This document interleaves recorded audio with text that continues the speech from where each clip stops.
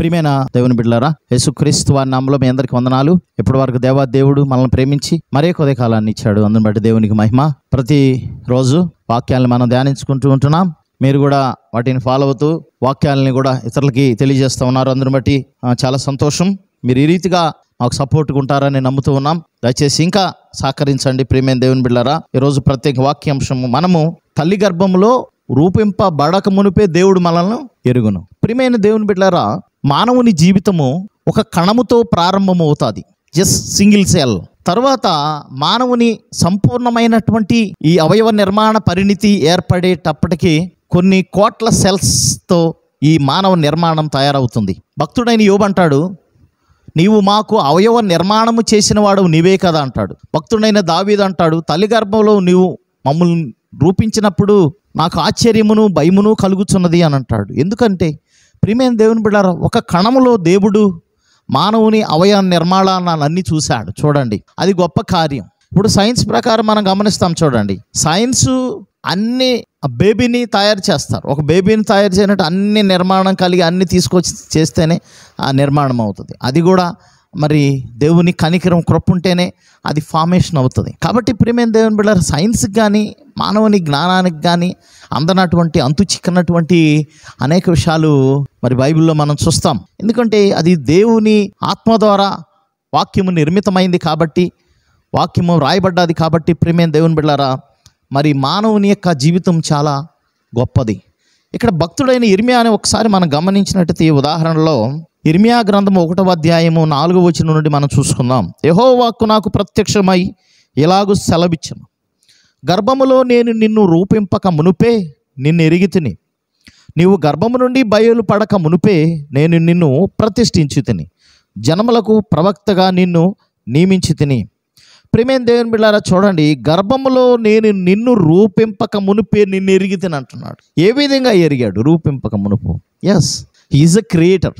ప్రియమైన దేవుని బిడ్డలారా, సృష్టికర్త ఆయన. మనల్ని ఏ విధంగా ఉంచాలో ఏమి చేయాలో ఆయనకు అన్నీ తెలుసు. భక్తుడైనటువంటి ఇర్మియాను దేవుడు ఏర్పాటు చేసుకున్నాడు. కాబట్టే మరి బాలుడిగా ఉండగానే ఆయన్ని పిలిచాడు. అప్పుడు దేవుడు పిలిచినప్పుడు ఆయన బాలుడు. 6వ వచనంలో గమనించినట్లయితే మనం, అందుకు అయ్యో ప్రభువగు యెహోవా, చిత్తగించుము, నేను బాలుడిని, మాట్లాడుటకు నాకు శక్తి చాలదని నేను అనగా అంటున్నాడు. ప్రియమైన దేవుని బిడ్డలారా, మాట్లాడుటకు శక్తి కానీ జ్ఞానాన్ని ఇచ్చేది ఎవరు? సర్వశక్తి కలిగిన దేవుడే. కాబట్టి భక్తుడైనటువంటి ఇర్మియాని, నువ్వు పో, నేను నీకు తోడుగా ఉంటాను అంటున్నాడు. మాట్లాడటకు శక్తి చాలదంటే శక్తి ఇచ్చేది ఎవరు? ఆయనే కదా. మాట్లాడే జ్ఞానాన్ని ఇచ్చేది ఎవరు? నోటి మాటను పుట్టించేది దేవుడే. కాబట్టి అది ఆయనకి తెలియదు, అయితే తెలియజెప్తా ఉన్నాడు. మనము ఇర్మియాకు ముందు ఒక గొప్ప ప్రవక్తను చూస్తాం, మోషేని కూడా దేవుడు పిలుచుకున్నప్పుడు, ఇదిగో నా ప్రజలు ఐగుప్తులో బానిసత్వంలో ఉన్నారు, వారిని విడిపించు అని దేవుడు, వారి మొర నేను విన్నాను అని దేవుడు మోషేతో మాట్లాడుతున్నప్పుడు, అయ్యో నేను మందదృష్టి కలిగిన వాడనే, నాలుక మాంద్యం కలిగిన వాడను, నాకు మాట్లాడట చేత కాదు అంటాడు. మరి ఆయన నడిపించాడు, గొప్ప నాయకుడిగా ఉన్నాడు.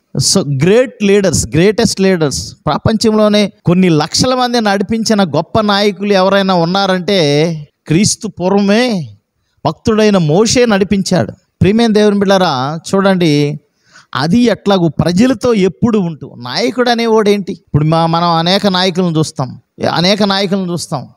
వారు ఎలక్ట్ అయ్యేంత వరకే ప్రజల్లో ఉంటారు. ఎలక్ట్ అయిన తర్వాత ప్రజల్లో ఉండరు. చాలామందిని, మోస్ట్ ఆఫ్ ద పీపుల్ మనం చూస్తాం. కాబట్టి ప్రియమైన దేవుని బిడ్డలారా, అయితే దేవుడి చేత నియమించబడిన వారు ఎట్లా ఉంటారంటే, వీరు ప్రజలతో ఉంటారు. ప్రజలు మంచి చెడ్డలు తెలుసుకుంటారు, ప్రజలు బాగోగులు తెలుసుకుంటారు, అవమానాలను కూడా ఎదుర్కొంటారు. కానీ సొంతగా నాయకత్వాన్ని ఆశించేవాడు పరిస్థితి ఎట్లా ఉంటుందంటే, ప్రజల్లో ఉండరు, వారు ప్రజలకి మేలుకరంగా ఉండరు. ప్రియమైన దేవుని బిడ్డలారా, మనం గమనిస్తాము, భక్తుడైన దావీదును దేవుడు ఏర్పాటు చేసుకుంటాడు. ఇశ్రాయేలీలకి 2వ రాజుగా దావీదును దేవుడు ఏర్పాటు చేసుకున్నాడు. దావీదు రావటానికి ముందు సౌలు రాజుగా ఉన్నాడు. 40 సంవత్సరాలు సౌలు పరిపాలించాడు, కానీ సరైన పరిపాలన లేదు. దావీదు ఎప్పుడైతే వచ్చాడో ప్రజల్ని యథార్థంగా పరిపాలించాడు, న్యాయముగా పరిపాలించాడు. కాబట్టి యథార్థవంతమైన రాజుగా ఆయన ఘనతకెక్కాడు, కీర్తి గడించాడు. తద్వారా అనేక మంది రాజులు, తర్వాత ఇజ్రాయేలీ రాజులు ఎవరైనా సరే ఆయన ఒక మాదిరి అయిపోయాడు అందరికీ. కాబట్టి దేవుడు ఆయన్ని ముందుగానే తల్లి గర్భంలో రూపింపక మునుపు ఆయన కూడా ఇజ్రాయేలీకి రెండో రాజుగా ఉంటాడని దేవుడు ఏర్పాటు చేసుకున్నాడు. ఆయన ఇజ్రాయేలీలకి క్షేమంగా ఉన్నాడు. ఇక్కడ ఇర్మియాను కూడా దేవుడు ఏర్పాటు చేసుకున్నాడు. ఇక్కడ ప్రియమైన దేవుని బిడ్డలారా, ఒక 6 విషయాల్ని తన ముందు పెట్టాడు. 10వ వచనంలో గమనించినట్లయితే, పెళ్ళగించుటకును, విరగగొట్టుటకును, నశింపజేయుటకును, పడద్రోయుటకును, కట్టుటకును, నాటుటకును నేను ఈ దినమున జనముల మీదను రాజ్యముల మీదను నిన్ను నియమించి ఉన్నాను అంటున్నాడు ఇర్మియాను. ప్రియమైన దేవుని బిడ్డలారా, చిన్నపిల్లడు ఏం చేస్తాడండి వెళ్ళి అంటే, దైవ జ్ఞానం తనకు తోడుగా ఉంది కాబట్టి, దేవుడే తనను పిలిచాడు కాబట్టి ఇక వెళ్ళవచ్చు. అక్కడ మోషేని నడిపించాడు, మోషేని వాడుకున్నాడు. అట్లాగే అట్లాగే ఇక్కడ ఇర్మియాను కూడా వాడుకోవాలనుకుంటున్నాడు. ఇక్కడ పెళ్ళగించేయమంటున్నాడు, విరగొట్టమంటున్నాడు, నశింపజేయాలంటున్నాడు, పడదోయమంటున్నాడు. ఇవేంది నెగిటివ్ వర్డ్స్ కదా. వీటి గురించి తర్వాత చూద్దాం మనం. ఈ కట్టుటకు, నాటుటకు అనేవి పాజిటివ్ వర్డ్స్. అంటే కట్టాలి, నాటాలి. దేనే పడేయం కదా, నాశనం చేయం కదా. కట్టాలి, లేకపోతే నాటాలి, నిర్మించాలి. కానీ వేటిని పెళ్ళగించమన్నాడు, వేటిని విరగొట్టమన్నాడు, వేటిని నశింపజేయమన్నాడు, వేటిని పడదోయమంటున్నాడు. ప్రియమైన దేవుని బిడ్డలారా, మరి సమాజంలో ఉన్నటువంటి చెడును తీసివేయమంటున్నాడు. ప్రజల్లో ఉన్న చెడును తీసేయమంటున్నాడు కదా. ప్రతి కాడిని విరగొట్టుటకు అంటాడు, ప్రతి కాడి విరగొట్టుటకు అంటాడు.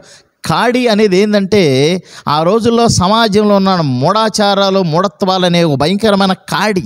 ఆ కాడిని విరగొట్టేయమంటున్నాడు దేవుడు. ప్రియమైన దేవుని బిడ్డలారా, గమనించినట్లయితే పెళ్ళగించుటకు అంటే ఆ చెడును కోకటి వేడితో కూడా పెళ్ళగించేసేయాలని తెలియజేస్తూ ఉన్నాడు. అంతేకాదు నశింపజేయుటకును, వారిలో ఉన్న పాపం ఏదైతే ఉందో అది కోకటి వేళ్లతో పేకిలించి వేసి నాశనం చేసేయమంటున్నాడు.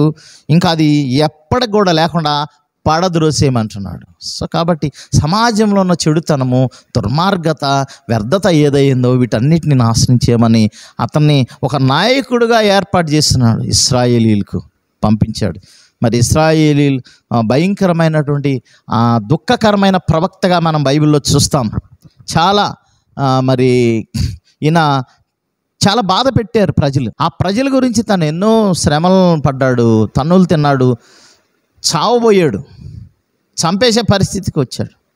ప్రియమైన దేవుని బిడ్డలారా, అట్లాగే భక్తుడైనటువంటి పౌలును కూడా చూస్తాం.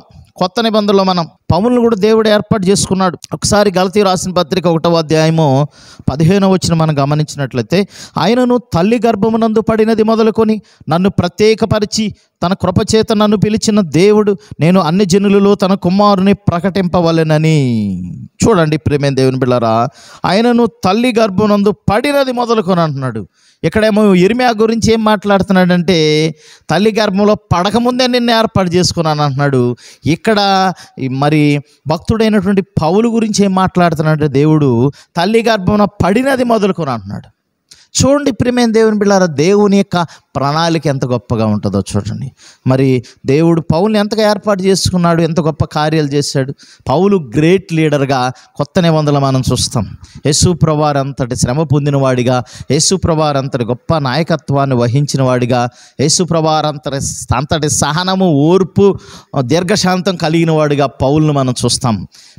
అనేక వేల మందిని నడిపించిన గొప్ప నాయకుడిగా మనం చూస్తాం యేసు ప్రభువారు తర్వాత.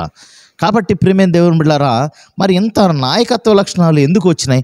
దైవత్వం ఆయన మీద ఉంది, దేవుని ఆత్మ ఆయన మీద ఉంది కనుక ఆయన అన్ని గొప్ప కార్యములు చేయగలిగాడు. కాబట్టి ప్రియమైన దేవుని బిడ్డలారా, మనం కూడా దేవుడు మనల్ని ప్రేరేపించినప్పుడు మనం అనేక మందికి మరి దేవుని సువార్తను ప్రకటించాలి. దేవుని మంచి వార్త, శుభవార్త అంటే ఏంటి? మంచి వార్త. నశించిపోయేవారు, మూర్ఖత్వంలో, దుర్మార్గతలో, పాపంలో పడిన వారిని విడిపించి, బందీలుగా ఉన్న వారిని విడిపించి, పరిశుద్ధులుగా, నీతిమంతులుగా తీర్చిదిద్దడానికి మరి యేసుప్రభువారు ఈ లోకానికి వచ్చి మరణించారు. కాబట్టి ఆ యొక్క రక్షణ సువార్తను అనేక మందికి తెలియజేసి సమాజంలో ఉన్న చెడును నిర్మూలించడానికి మనం కూడా ప్రయత్నం చేయాలి. ఎందుకంటే మనల్ని కూడా దేవుడు తల్లి గర్భములో రూపింపక మునిపే ఎరిగి ఉన్నాడు, ఏర్పాటు చేసుకున్నాడు. కాబట్టి నాకు తెలియదులే, అంత అయిపోయిన తర్వాత సాగుపోయే ముందు, లేకపోతే ముసలోడు అయిపోయిన తర్వాత నేను బోధిస్తాను, ఇప్పుడు ఎవడు నా మాటలు వింటాడా అనేది కాదు. బాలుడు ఉన్నప్పుడే ఇర్మియాను ఏర్పాటు చేసుకున్నాడు దేవుడు. కాబట్టి ప్రియమైన దేవుని బిడ్డలారా, దేవుడు నిన్ను ప్రేరేపించినప్పుడు వెనకంజి వేయవద్దు. దేవుని వాక్యాన్ని ప్రజలకు ప్రకటించు, సువార్తను తెలియజేయి. అనేక మంది రక్షించబడటానికి ఒక కారకుడుగా దేవుడు నిన్ను కూడా ఏర్పాటు చేసుకున్నాడు, గమనించు.